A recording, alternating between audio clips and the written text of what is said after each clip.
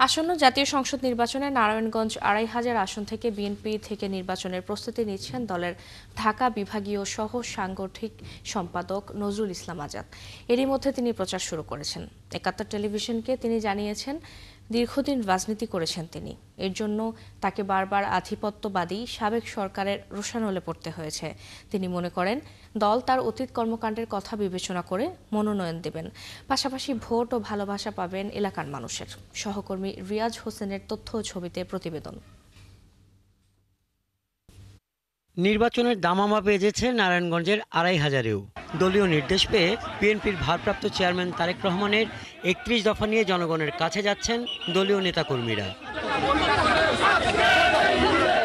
এই আসনে মনোনয়নে আগ্রহী বিএনপির ঢাকা বিভাগীয় সহ সাংগঠনিক সম্পাদক নজরুল ইসলাম আজাদ। তিনিও বেশ আগে থেকেই কাজ শুরু করেছেন এলাকায়।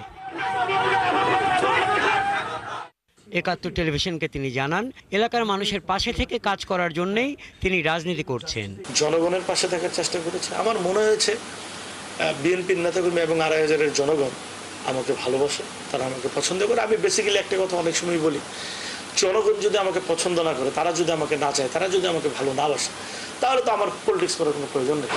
তিনি জানান, রাজনীতি করার কারণে বিগত ১/১১-র ফখরুদ্দিন মঈনুদ্দিন সরকার থেকে শুরু করে বিগত সরকারের সময় বহু নির্যাতনের শিকার হয়েছেন। ৫০টির বেশি মামলা হয়েছে, বাড়িঘরেও হামলা হয়েছে। অত্যাচার, নির্যাতন, আর লাস্ট মঈনুদ্দিন ফখরুদ্দিন থেকে আওয়ামী লীগ গভর্নমেন্ট, হাসিনা সরকার, এটা তো পরিপূরক ছিল, অত্যাচার পরিপূরক সেই গভর্নমেন্টগুলো। তিনি আরও বলেন, ৫ আগস্টের পর তিনি এলাকায় ফিরেছেন, এলাকায় শান্তির জন্য আইন শৃঙ্খলা বাহিনীর সঙ্গে কাজ করছেন। ৫ তারিখের পরে যে দুই একটা ঘটনা ঘটেছে, সেগুলো কিন্তু আমরা সাথে সাথে আমরা নিজেরা ট্যাকেল করেছি।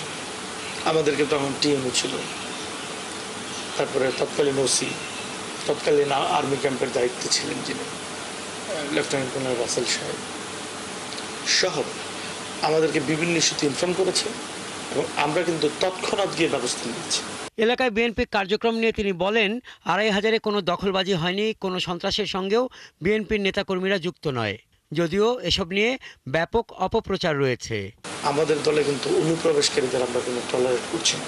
আমার মনে হয় আপনি জাস্টিফিকেশনসে গেলে আপনি বিএনপির নেতাকর্মী কোনো অপকর্ম করছে বা এরকম দখলদারি, চাঁদাবাজি, কারখানা দখল অথবা আপনার মাদক ব্যবসা, এগুলোর সাথে কোনোভাবেই জড়িত পাবেন না ইনশাল্লাহ। ২টি পৌরসভা ও 10টি ইউনিয়ন নিয়ে ২৫০০ উপজেলা। এ উপজেলায় মোট ভোটারের সংখ্যা ৩,৫৯,০৭৬ জন। হাসান আহমেদ, একাত্তর।